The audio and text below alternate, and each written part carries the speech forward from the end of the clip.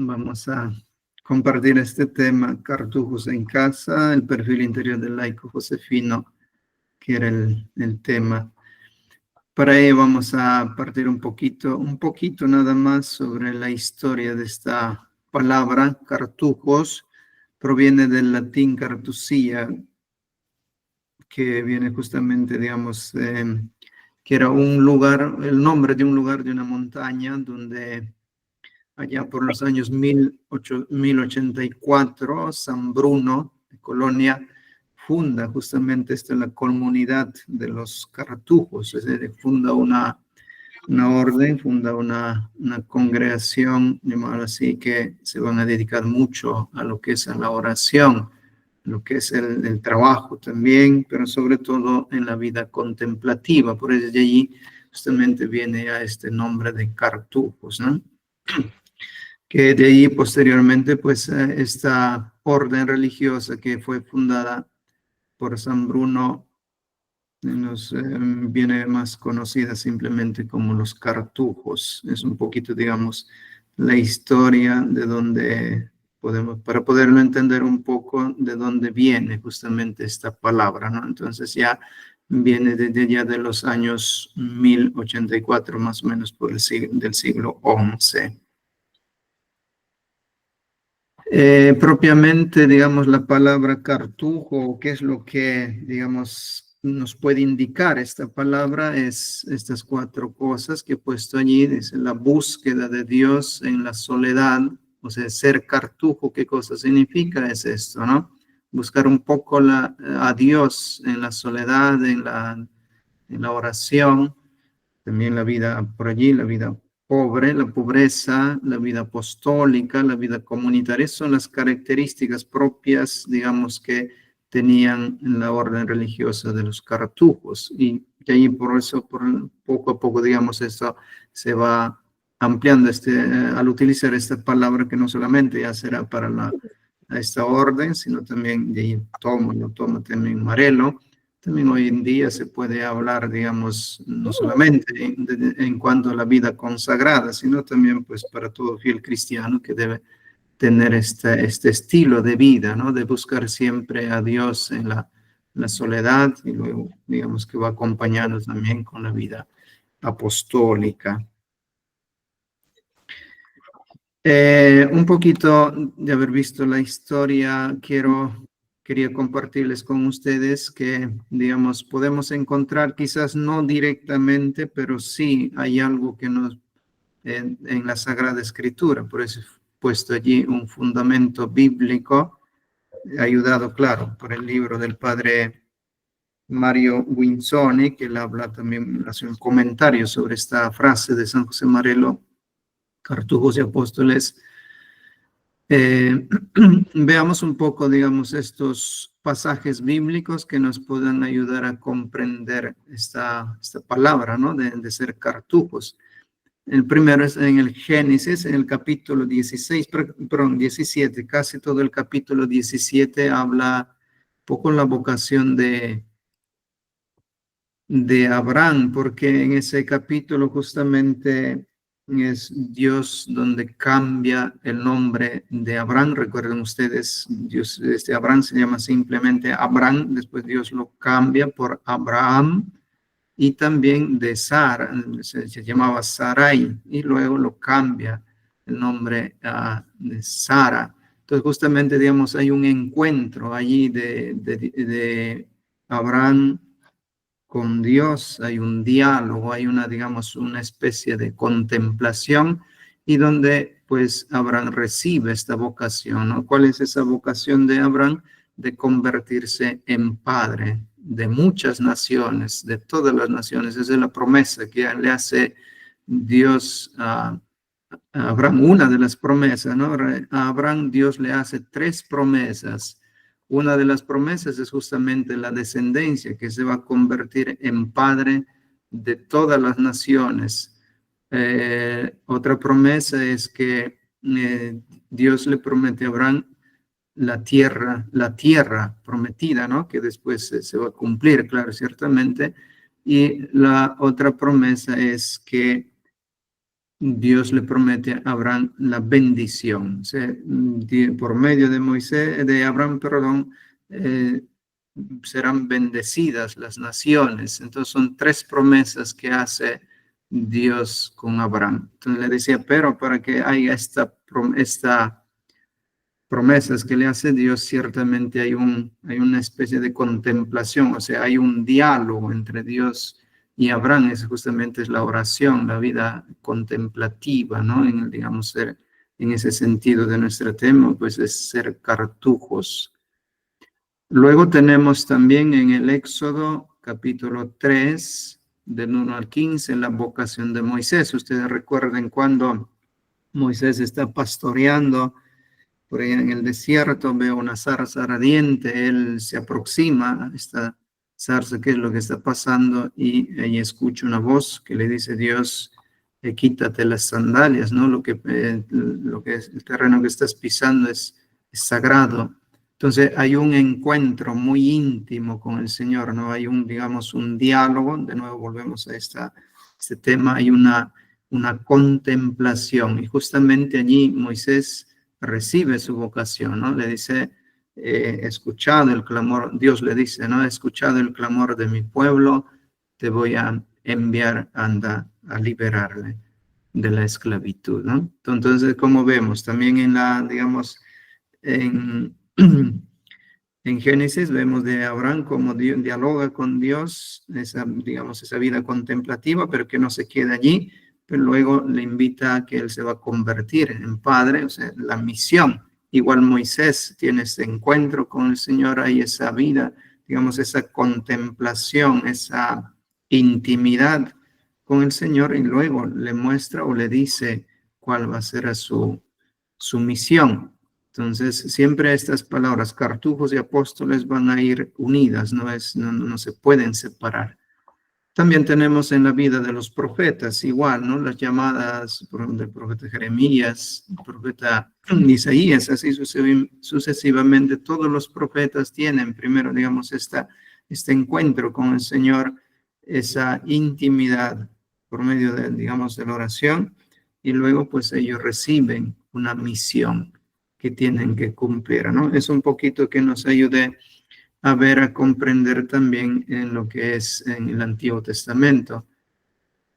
Y en el Nuevo Testamento tenemos, hay ciertamente varios pasajes, pero sobre todo que nos ayuda a comprender, por ejemplo, en Lucas 2, capítulo 5, versículos 52 siguientes, donde dice el mismo Lucas, dice, Jesús crece en sabiduría, en gracia y en estatura. O sea, la misma vida de Jesús que nos enseña una vida que está unida siempre al Padre, o mejor dicho, su crecimiento es integral.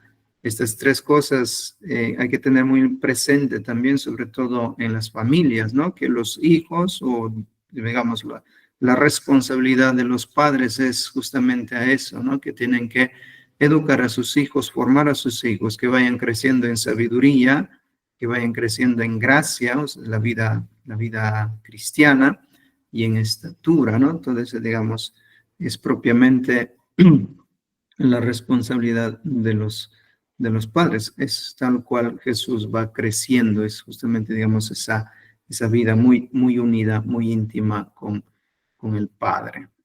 Luego tenemos también en Marcos, en el capítulo 3, versículo 13 al 19, donde Jesús elige a sus apóstoles, pero antes que Jesús elija a sus apóstoles, ¿qué es lo que hace el Señor?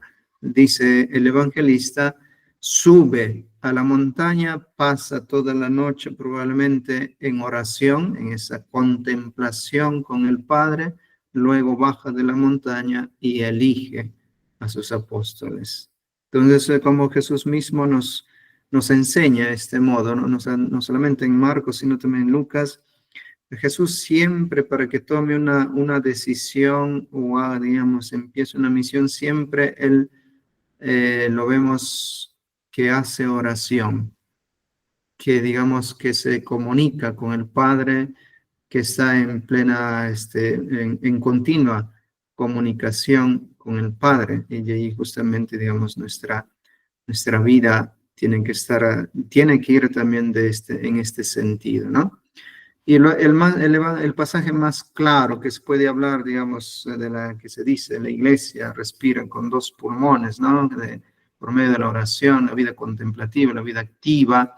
Justamente se tiene este pasaje de Lucas 10, 32 y 42, justamente de estas dos hermanas, Marta y María, ¿no? Marta que se pone a servir al Señor, María que se pone a los pies del Señor a escucharle lo que, digamos, el Señor va hablando. Estas dos hermanas justamente representan de algún modo digamos, este tema que estamos viendo, ¿no? María como aquella cartuja que escucha, que contempla al Señor, y Marta, pues, digamos, como aquel que se pone una vida activa, que sirve. Entonces, esos son los pasajes, digamos, que nos ayudan un poquito a comprender en este sentido de lo que estamos ser cartujos y apóstoles en nuestra vida cristiana. Un poco entonces ya pasamos, una vez que hemos visto digamos, el fundamento bíblico que nos ha podido ayudar un poco, vamos a lo que es la vida cartuja en propiamente San José Marelo, ¿no? Su lema es cartujos y apóstoles. Eso es el lema que él, digamos, lo tenía ya desde los inicios, ¿no? De su vida, digamos, tenía que ver mucho, que no solamente lo hablaba, sino también lo vivía justamente de este modo.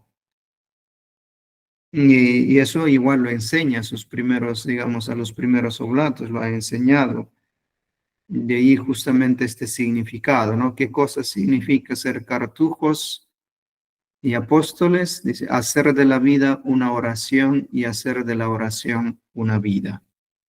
¿No? Ese es el testimonio que justamente da el padre Cortona, de los primeros oblatos, que he conocido muy de cerca al fundador, que ellos con pues invitaba los primeros oblatos de vivir de este modo, ¿no? Entonces, esto que nos ayude también a nosotros, ser cartujos y apóstoles, que significa también hacer de la vida una constante oración y hacer de la oración, pues, viva, o sea, en nuestro apostolado, en nuestro servicio, en nuestro testimonio de vida. Entonces le decía, estas dos cosas siempre están muy, muy unidas, ser cartujos y apóstoles, ¿no? El Marelo decía, cartujos en casa, apóstoles fuera de casa. Algunas frases que nos ayude, digamos, a cómo comprender ser cartujos, o mejor dicho, tener una vida de oración de nuestro fundador.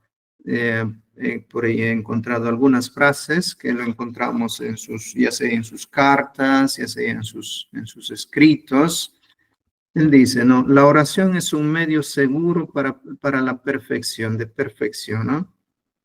Pero aquí cuando habla de perfección no estamos hablando, digamos, una perfección, no sé, en el campo, digamos, es la perfección a la cual vamos a llegar, es la perfección del amor.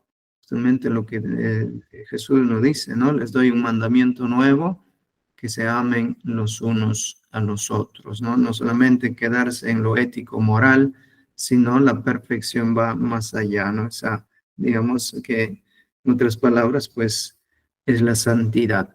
Entonces, Marelo dice, la oración es un medio muy seguro para llegar a esta perfección del amor.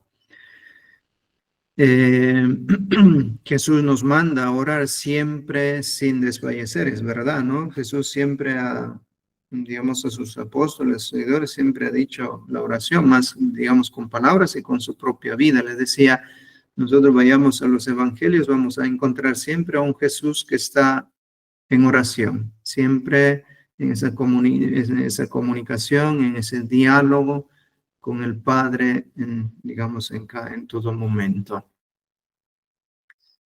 Hay una frase muy larga que lo he escrito, sobre todo para los padres de familia. Dice el Marelo, La oración es un medio que se debe practicar solamente en los momentos de desesperación, ¿no? No solamente en ese momento. A veces cuando en la vida, digamos, hay una dificultad, estamos uno desesperado, en ese momento, ves, solo en ese momento nos acordamos de Dios. Marelo dice, no, no solamente aquí, dice, como último recurso ante la falta de otro medio, ¿no? Es más bien para ejercitarla siempre, aun cuando la educación de sus hijos les resulta así de fácil, ¿no? O sea, aunque en momentos de, digamos, de bonanza, en momentos cuando uno está tranquilo, también la oración tiene que estar presente en nuestra vida, en todo momento en la oración que tiene que acompañarnos, acompañarnos. Otra de sus frases dice, toda poderosa es la oración humilde hecha con confianza, ¿no? Una oración de confianza, una oración, digamos, tan humilde. Por eso el Señor cuando enseña, ¿no? Cuando le piden, enséñanos a orar, lo dicen sus apóstoles, sus discípulos, Él dice, no digan tantas palabras, basta. Y justamente allí enseña el Padre Nuestro, ¿no? Está en el capítulo 7, si no me equivoco, Mateo, Padre Nuestro que estás en el cielo, una oración muy, digamos, muy bellísima, muy rica en tantas, lo que nos enseña allí. Capítulo 6. Muy bien, gracias. 6:9 de Mateo. Oremos, dice el Señor, en estos días. La oración es el más grande y el más poderoso apostolado, ¿no?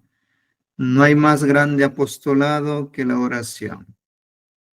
Que la oración. A veces nosotros, digamos que nos preocupamos más en hacer, en una vida tan activa, hacer, y poco nos acordamos en la oración, ¿no? Nuestro apostolado, dice el Marelo, va a ser más grande y más fructífera si, digamos, por medio de la oración, por medio de la oración. La oración va a llegar a cual se hace, digamos, punto.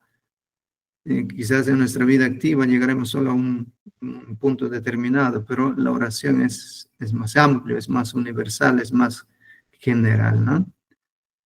Más general.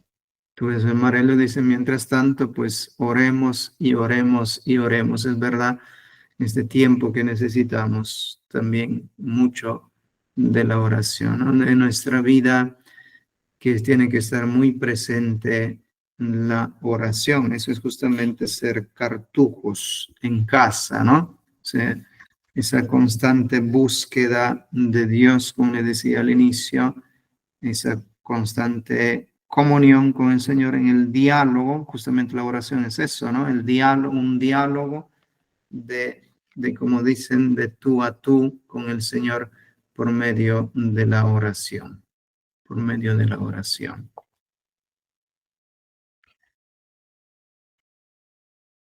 Y bueno, un poquito, digamos, ahora, una vez que hemos visto en la vida de Marelo cómo él lo ha vivido y qué es lo que nos enseña, nos dice, pues si es que esto les sirve de algo, pues bien, de la vida cartuja del laico Josefino Marellano, ¿no? Como, digamos, un poquito de cómo debe ser nuestra vida, ¿no?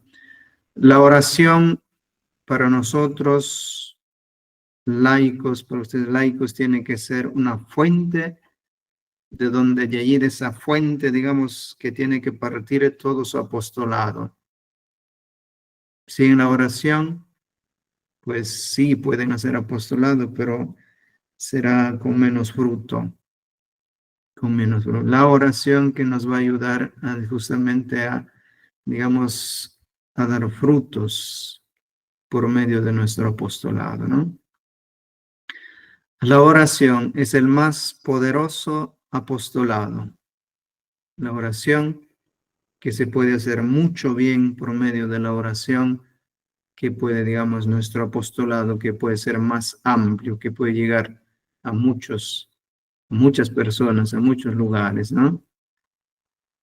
Nuestro apostolado debe estar empapado de una vida contemplativa. Claro, digamos, teniendo esta vida contemplativa, esta vida de oración, entonces nuestro apostolado está enriquecido en la digamos, en lo que es propiamente el amor de Dios. El amor de Dios, recuerden ustedes que es un amor que te doy sin pedir nada a cambio. Entonces, partiendo de la oración, partiendo de la vida contemplativa, pues aquello que nos dice el Señor, no podremos hacerlo realidad. Aquel que quiera, digamos, ser mi discípulo, tiene que negarse a sí mismo, tiene que perder la vida por mí, ¿no?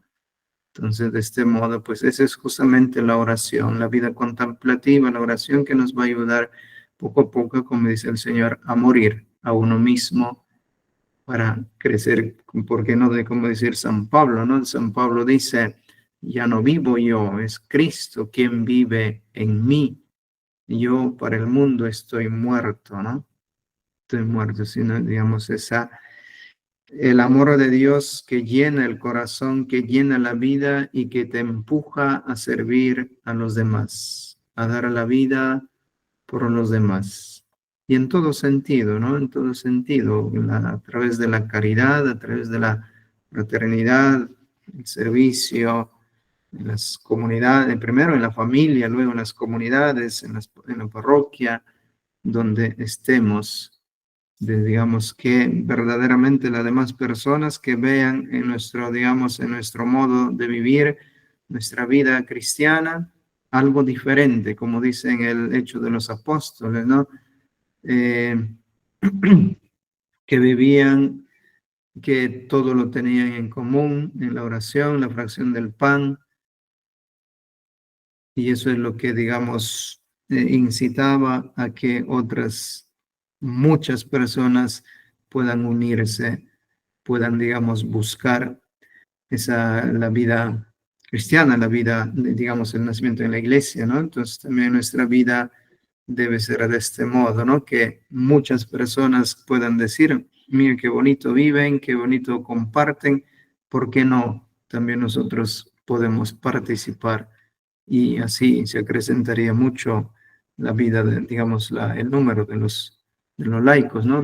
Más integrantes. Entonces esto es lo que nos debe llevar a esa vida, digamos, a nuestro apostolado, partiendo justamente de esta vida contemplativa.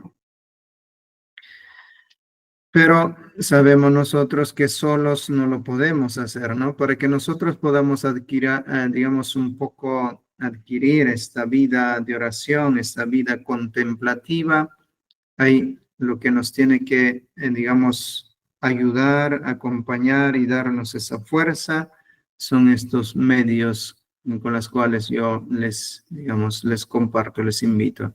Primero, la Santa Eucaristía. Ciertamente, el Concilio Vaticano II dice, la Eucaristía es la fuente y la cumbre de la vida del cristiano. Entonces, sin la Eucaristía, sin la Santa Eucaristía, nuestra vida va a ser un poco difícil de vivirlo. La Eucaristía es la fuente, de allí que emana, digamos, toda esta vida de oración, esta vida de apostolado. La Eucaristía sabemos que no es un simple recuerdo, es un misterio, es el regalo de Dios, el regalo de Jesús más grande, que no tiene nada más que darse, se da a sí mismo en su cuerpo, en su alma, en su sangre, en su divinidad. Ahí está la Eucaristía, ¿no?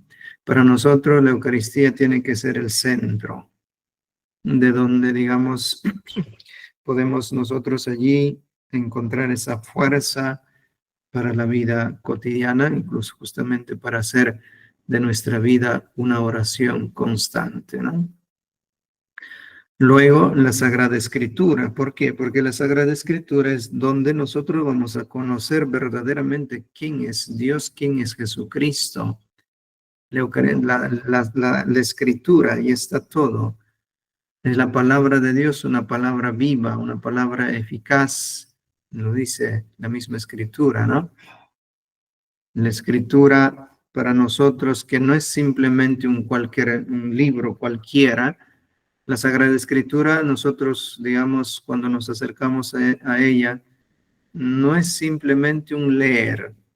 La Sagrada Escritura es cuando yo abro la Biblia y empiezo a, digamos, a leer, no es que estoy leyendo un libro cualquiera, sino estoy escuchando a una persona concreta que me va hablando. Una persona, digamos, que me habla y que yo le escucho. Ese es el modo de cómo nosotros tenemos que acercarnos a la Sagrada Escritura, ¿no? En la cual también nosotros podemos, digamos, responder al Señor en ese diálogo, que en esa escucha constante al Señor, ¿no? Luego, pues la oración personal, digamos, en todo momento de nuestra vida diaria, nuestra vida que pues está presente en la oración, ¿no? Una oración, hay varios tipos de oración, pero podemos tener una oración de alabanza, una oración de gratitud, una oración de intercesión, digamos, hay estos tipos que nos pueden ayudar en nuestra vida diaria. Y luego, pues en medio de la vida cotidiana, ¿no? Cada momento, cada instante de nuestra vida cotidiana, nos damos cuenta que todo lo que tenemos y somos viene de Dios. Todo es por gracia, ¿no? Todo es, digamos, por bendición, que Dios va bendiciendo constantemente nuestra vida. A veces nos olvidamos, digamos, de estos pequeños detalles que el Señor tiene en el día, en nuestra vida cotidiana. Y allí que nos ayude también el Señor, digamos, a reconocer su presencia, a saber que allí está el Señor en todo momento de nuestra vida. Eso es que quería compartir con ustedes, queridos hermanos, en este sentido, lo que nos enseña nuestro fundador. Muchas gracias, espero que se haya entendido